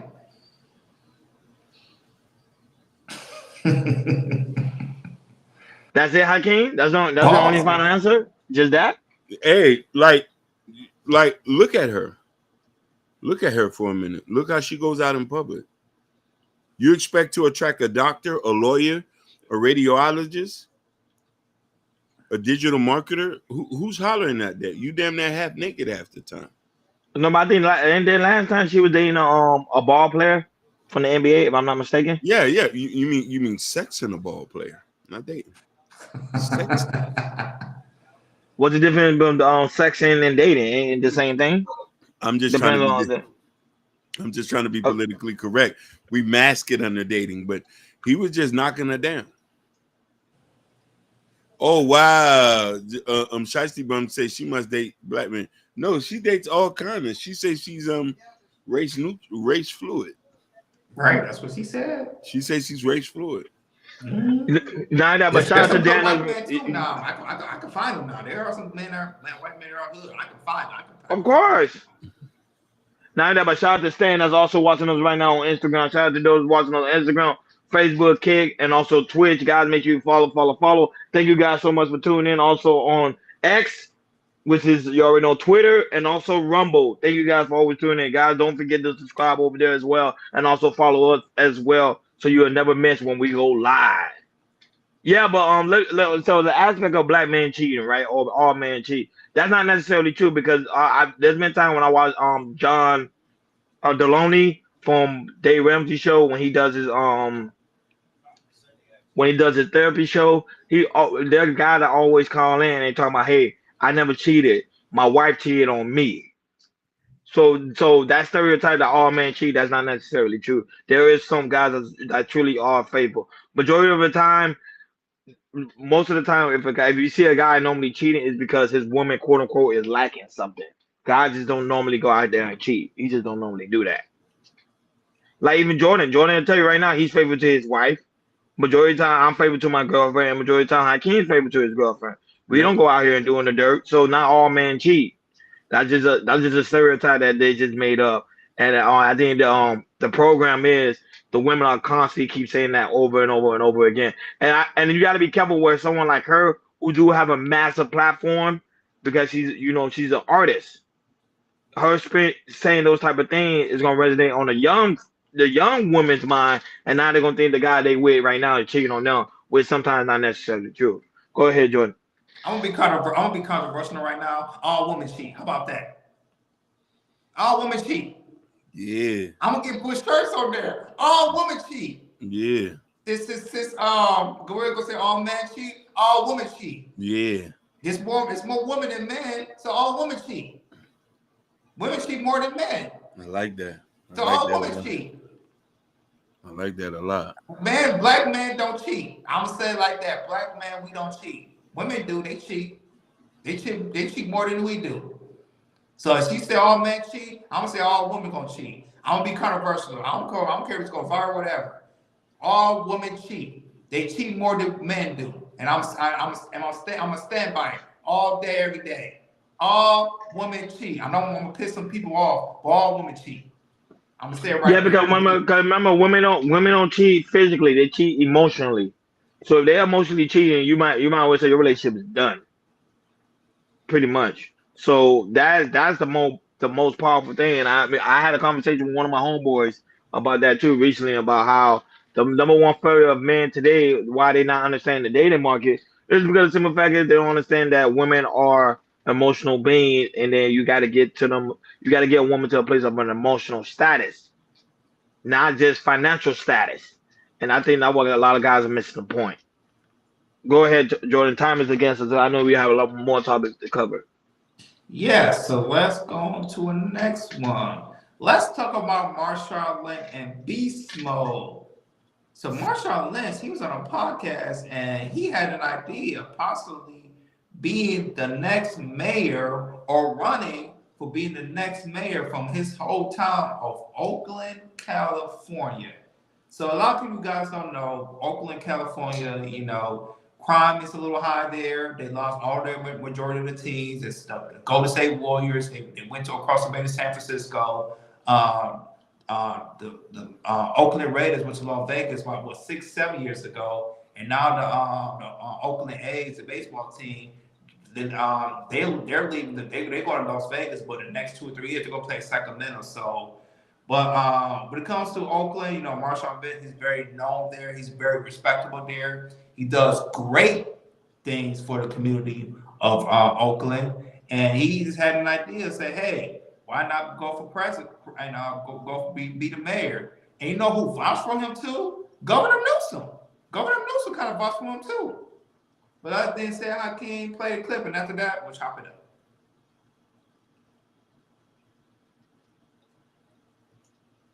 10. Apparently, some people want former Seahawks and Raiders running back Marshawn Lynch, he's also a Cal legend, to be the next mayor of Oakland. That's according to Governor Newsom, who revealed some insider information during a podcast that he hosts with Lynch.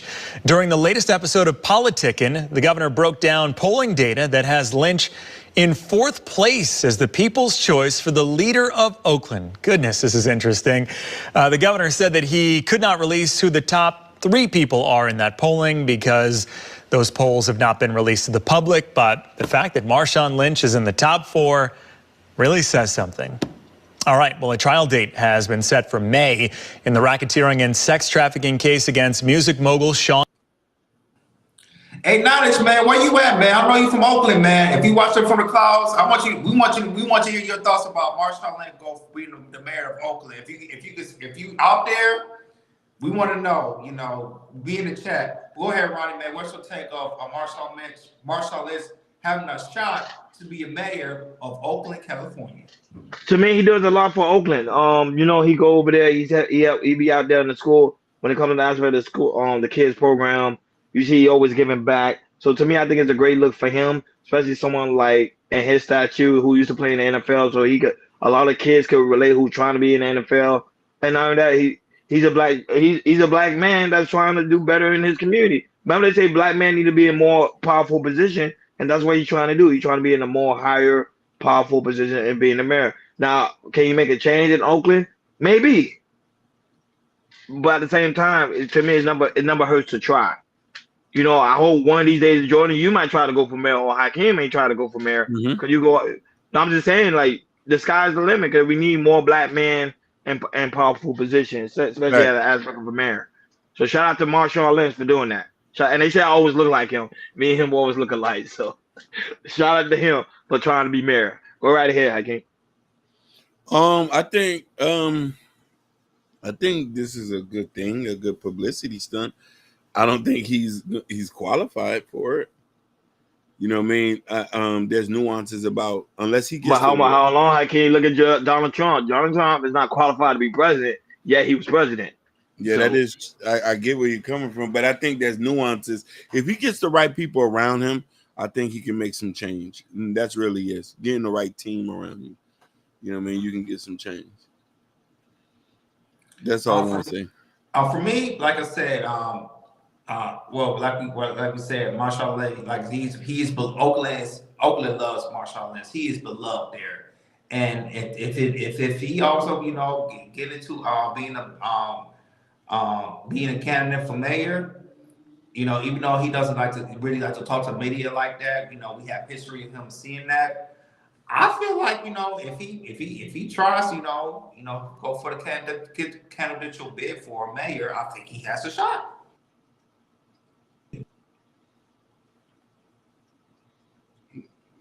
Oh, I was saying it's Restream. Restream's acting up today. Sorry guys for the technical difficulties. Yeah, Yeah, my are you back bad. now? Yeah, my bad. Restream. It happens time to time. But yeah, I agree with y'all, Ken. If we get a certain amount of people, the right people around his corner and everything, and like I said, Marshall mentioned he knows Oakland. He knows the people. I was about to call him, he's the people's champ when it comes to Oakland. So, if he gets the right people, see what he can do and everything, fix up Oakland a little bit. Even though, they lost their sports teams in there, which it's definitely gonna hurt their economy at the time. I feel like, as the people's champ, as Marshall is beloved, if I'm Marshall, I'll give it a shot. He kind of got endorsed a little bit by Governor Newsom. Governor Newsom likes the idea, so hey, why not? And if he wins, this will be a great moment for the city of Oakland, California. So shout out to Marshall. If you ever get the idea, hey man, go for it, man. I won't be surprised if you win the mayor, win of being the mayor. Yeah, Arnold Schwarzenegger was the governor of California. He was. So no, so 20 years guys, ago. like your politically being entertained. Yeah, right now a lot of people that's entertainers and not only that, but ball players are trying to go onto the political side, and to me that's great. I think you should be able to do it. I think not only that, but I think regular folks as well should try to go for it to be politicians, mayor, or chief, whatever you want to do. Because the sky's the limit. Because we got a lot of people that have been in office over 80 years. Mm-hmm. Like they're about to die in these office. So to me, having young people that are trying to go out and trying to make a difference within the community is also a great thing. Shout out to Rose Marie that's watching us on IG. Really greatly appreciate it. I already said shout out to Stan. Shout out to Buster Free. And also shout out to I know who you are. Shout out to how I know who you are. Thank you for always tuning in. Thank you for always tuning in every time we go live. Shout out to our Instagram family that's watching us on IG. Go right ahead, Jordan. All right, on to this next topic. So, let's talk about Tesla. So Tesla, they on some iRobot type stuff. When I mean my iRobot, I mean my iRobot, the movie that came back in 2004 with Will Smith starring in. So iRobot they made robots called Optimus robots, and they're showing their compatibility. How they move, how they basically can do anything, and even they have a voice like a human as well. And looking at this in the near future, I said this before, all these alternative futures that we see from movies, it looks like iRobot is the future that we are headed to. But don't take my word for it. Go ahead, Hakeem, play the clip about Elon Musk making these new robots, and after that, we'll chop it up. For our cars, the batteries, power electronics, the advanced motors, gearboxes, the software, the AI inference computer, it all actually applies to a humanoid robot. It's the same techniques. It's just a robot with arms and legs instead of a robot with wheels. And we've made a lot of progress with Optimus. And as you can see, we started up with someone in a robot suit, sort of down, and then we've progressed dramatically year after year. So if you extrapolate this, you're really going to have something spectacular, something that anyone could own. So you could have your own personal R2-D2 C-3PO. And I think at scale, this would cost something like, I don't know, $20,000, $30,000. Probably less than a car, is my prediction long term. Now, it'll take us a minute to get to the long term, but fundamentally at scale, the Optimus robot, you should be able to buy an Optimus robot for, I think, probably $20,000 to $30,000 long term. So, and what can it do? It'll basically do anything you want. So it can be a teacher, babysit your kids, it can walk your dog, mow your lawn, get the groceries, just be your friend, serve drinks. Whatever you can think of, it will do. And yeah, it's going to be awesome. I think this will be the biggest product ever of any kind. Hakeem, that's dangerous. No, it's not. I love it. Who want to go first? Because this is a my robot type of stuff. Go ahead. No, it is. I would say that's dangerous. I can't say you love it. No, it's not. I love because it. now you remember, you gotta understand who's programming these robots. It's not you programming these robots. Hey, that can be very dangerous. We have to evolve. We can't stay stagnated. You know what I mean? We have to evolve as people. Okay, quick question. If you got $30,000, you gonna buy one? Yes, I would. You serious? Or you joking? I'll buy 3 of them. So you'll have a robot watch your children. Watch my children and wipe my ass. I'm ready to listen. I want the robots to put us out of business, to teach us a lesson, how we had it good for so long, how we've been drinking high off the hog. It's time to evolve. Get back in your books and start learning the program. I can't wait for the robots to take over. I can't wait. It's a dangerous thing when you have human beings trying to be God. Listen, sign me up. Listen, I can't wait until Elon go to Mars. I want to send a couple of my kids up there. I people want to send 5 of them so we could have a clan in Mars. I want us to be they're trying to tell you something. No, but they're trying to tell you something. Why are they trying to go to Mars? They're trying to tell you something. That means something they know, like something. One idea, if it turns to worse, we out of here. But you want to stay here. No. I'm going to stay here because this is where I'm going to die. But my seeds will spread all over the universe. We'll be like the Klingons. That's what I'm trying to be. What about the Jetsons? No, the Klingons. A war-toting gun pistol and planetary. We're supposed to be a multi-planetary species. I love the idea. He said. No, but why? How you know that's as robots though? You know that, right? They are them around, but they can't get your kids. No. Hey Hakeem, if they red light come on like an iRobot, I got my shotgun. I'm shooting down.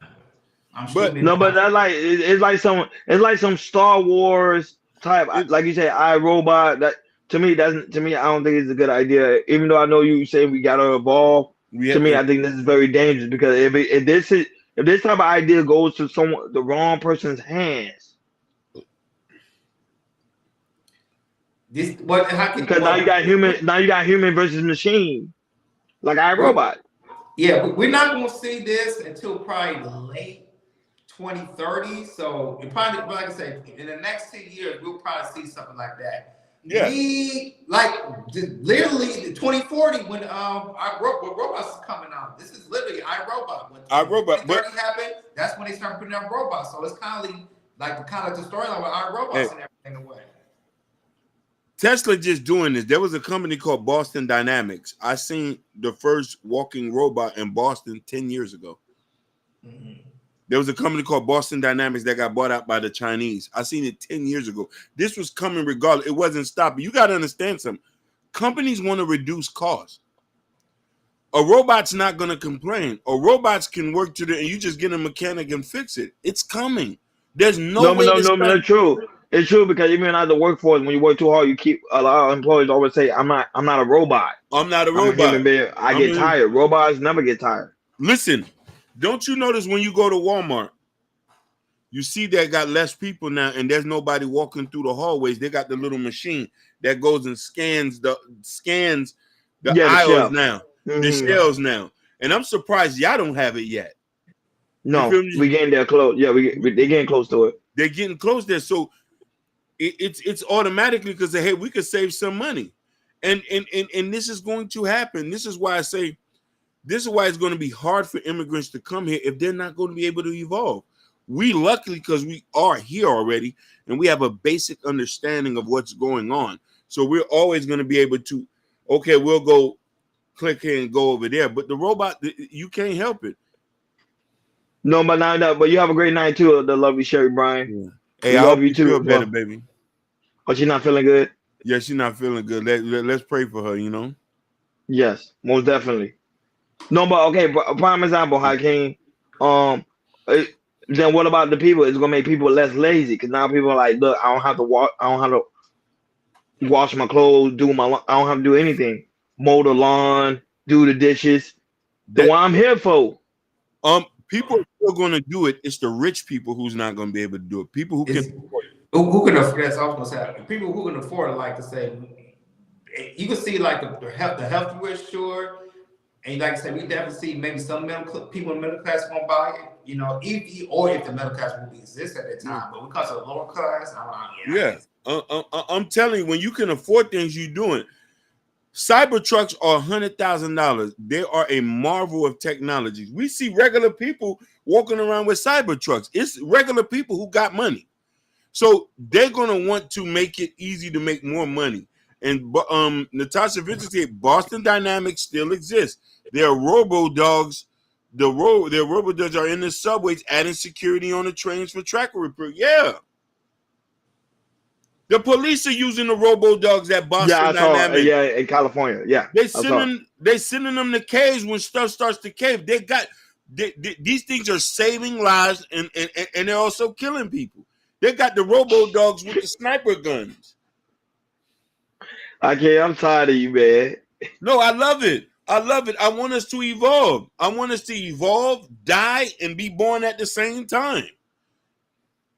I'm ready. If I would listen, word to my mother. If God is our witness and I get rich, I'm gonna create robots and I'm gonna sell them in different countries. I'm trying to put everybody out of business. So the next war will be a robot war between robots and robots. I'm ready. What if Skynet, artificial intelligence, started downloading and they want to start taking over the world? Let's do it. Let's go to war. I'm ready. Terminator style. Listen, I want to create electric cars, electric trucks, tanks, electric guns, stun guns to zap people from miles away. I love technology. But to me, you're gonna get the thing in the future generation, you're gonna get them used to these robots. And I would say I think it's gonna make them lazy, Hakeem. It's not gonna you thinking for the better. I'm thinking for the worse. I think it's gonna be worse. But listen here. As they take all the minute things away, it frees us up to think about other things. True. Also, remember this: these robots, they now got robots who can now do surgeries better than surgeons now. Yeah, I know that. Yeah, I'm aware of that. Yeah. So we're at the cuff right now where lives can be saved. Where when they start to get them out, because some guys might get drunk the next night and go work on somebody, but so that malpractice is out. People are gonna start. Technology is gonna allow people to live longer. You're not gonna make no money. But the interaction with human beings, we no longer gonna have those interactions. Because now remember back, for example, let's say robots now in the barbershop. I can't have a conversation with a robot. It's not a human being. That is true, but you ain't gonna pay $50 for a cut. See, Hakeem, you thinking about the money. I'm thinking about the interaction with human beings. I get what you're saying, but I'm talking about the interaction with other human beings. We're gonna be like, we're not gonna be able to speak anymore. You understand? Because not everybody will like, oh, go to the robots. I'm asking, you could just go to the slums and talk, because the slums are still gonna do the same thing. But as us who reach to a higher level, we you know what I mean? The talk to me say zap people from a mile Yeah. away. Natasha, it's gonna happen. This is gonna be like, what's that movie that was it Tom Cruise played where they could predict somebody doing crime and they already I know you're talking about. Yeah, I know you're talking about. And they arrest you and there's robots, man. It's coming. It's coming. You cannot stop it. Just prepare and move with the punches. Learn Python, learn Java, learn how to create apps. You become a warlord. And one more question, Did you try the Big Mac, the chicken Big Mac yet? Are you talking about the Krabby Patty? No, the new one. Not that one. But the chicken Big Mac over there, McDonald's. The chicken Big Mac. You ain't try it? It's for a limited time only. Have you tried it? No, if I'm asking you, I want to know how it No, is. no, I'm asking you. I haven't tried it. I Yeah, haven't tried it. Krabby Patties at Wendy's and a chicken Big Mac at McDonald's. Yeah, that's it. Wait, they got a Krabby Patty at Wendy's? Yeah, because I guess it's SpongeBob's what's the 25th anniversary, so Wendy's are doing a limited edition of the Krabby Patties at Wendy's. Is it good, Jordan? You tried it? I haven't tried it yet. I haven't tried the McChicken Mac or the Krabby Patties. I haven't tried none of them yet. Yeah, the chicken mac. That was I would have tried that, but I King said we need to evolve. I hope you're right, King, because when you're 50 years old, the robots are gonna be out here. It's already out here now, but it's gonna be a lot of them more. I can't wait. I want to be riding on spaceships. I want to be riding on spaceships. I want to go to the cities in the moon like the Eddie Murphy movie, Pluto Dash. If I'm 60, 70 years old, this is crazy. This is a crazy time we living in. I ain't gonna know. I'm not even gonna hold you. Hey, it's crazy. In the next 2027, 2028, it's gonna be hotels up in space, rolling around the earth. Yeah, and that's in a few years. Oh man, shout out to DJ Stunner 305 that's watching us on Instagram. Appreciate you, big dog, for coming through for your viewership. We really do greatly appreciate it. No, but that's crazy, Hakeem. It's scary. It's scary. I ain't gonna lie to you. It's scary. It's nothing to be scared of, but it's just like you gonna have the wrong person controlling these robots. Next thing you know, Hakeem be like, "Yo, man, Ronnie, you were right, man. Hey, you was right. You gonna come back to this podcast, man? You were right, man. We need to do a Back to the Future thing." Hey, listen, I love Back to the Future. I love all the sci-fi stuff. I can't wait for the robots to come. I can't wait to see robot army people gunning people down. I'm all about the future. I'm an American. Crime, taking over countries. That's what we're born and raised on. Taking over blocks. God bless America, and God bless, you know what I'm saying? God bless technology. Love you too, Bobby Brown. You have a great night as well. Hey, Ashton, this is the global reset. Remember when you did your live, Jay? The global reset. This is it. This is it. He said white walls on the spaceship. White wall tires. I'm sick of y'all. And this is why it's so very important to make sure you guys like, share, and subscribe, and hit that notification bell on the right-hand side. Remember to click on, because we do go live each and every Monday, Wednesday, Friday, 6 o'clock Eastern time. Like always, shout out to those that are watching us on Facebook, Instagram, Kick, Twitch, X, Rumble. Thank you guys so much for tuning in. We really do greatly appreciate you guys, especially you guys watching us on Rumble and also X, man. We really do greatly appreciate you guys. 21 people was watching us today. Guys, make sure you also follow us there as well. Don't forget to follow us on Kick and also Twitch, because we're going to platform over there as well. Shout out to Mr. G that was also in the building. Shout out to Bobby Bryan, lovely Sherry Bryan. They're gonna have a wonderful, fabulous night. Sherry Bryan, make sure you feel well, sweetheart, and also your beautiful son, Sky, beautiful, handsome Sky, young greatness, the genius. Yeah. Shout out to him, man. He's always killing it in the school grades, man. Shout out to Ashton Williams, who will be going live at 8:30 Eastern Time, 7:30 Central Time. Guys, make sure you go and subscribe to his channel. Also, special prayer also go out to Sapphire Grace, because the situation what happened with Tampa. I hope the city over there have a speedy recovery, and get the help you need, guys. Make sure y'all go and apply for that FEMA application. Like Joe Biden said, they're not running out of funding. So go ahead. If your property's damaged or you got some damage going on, make sure you go ahead and file. Very important, man, because we love the city of Tampa, because we all Floridians. Shout out to the mom, mother, and the Thompson Vincent that always coming through, showing love and support. We really do greatly appreciate it. Now that, guys, also make sure you subscribe to She Rising Soul, Sapphire Grace channel. Don't forget to subscribe to her channel and support the sister, because I know when she comes back when her power comes back, I know she'll come back and do her live thing again. Shout out to Kendall, the mom father that's also in the building. Jono heard him. Shout out to Jono heard him that coming through with the love and the support. Thank you so much, brother, for the super chat. And also Shaishi Bum, the lovely Shaishi Bum as well. Thank you so much for supporting the platform. We really do greatly appreciate it. D, thank you so much, D, for coming through. Shout out to you, D, for coming through. Yeah, go ahead. Let me give a shout out to everybody on Instagram. Of course. That's why shout out to Boss Players. Shout out to IETC Nanus, my Haitian not good. Of J course. Rose, sweet underscore TY 146, Kiki Breathe Life, Anna 143, Fireman 162, Squally Wally, LD2 Humble. Shout out to all y'all. And Gotta Sophia. That's another one. Jazzy Jorday. Yeah. Uh-huh. Yeah. And shout out to Y High. Shout out to Y High that's also in the building. Shout out to you, Y High, for coming through. Shout out to the lovely Mimi, co-host of the Shiesty Avenger, for coming through in the building. Shout out to Jalen. Go ahead, Keith. What you was doing? You was singing the song? Pretty brown, driving me wild. Shout out to the lovely Jalen that was also in the building. Jalen says After Dark. Guys, make sure you go over there and subscribe to her channel as well. Cause I saw her recently went live. I think she did a simulcast with someone else.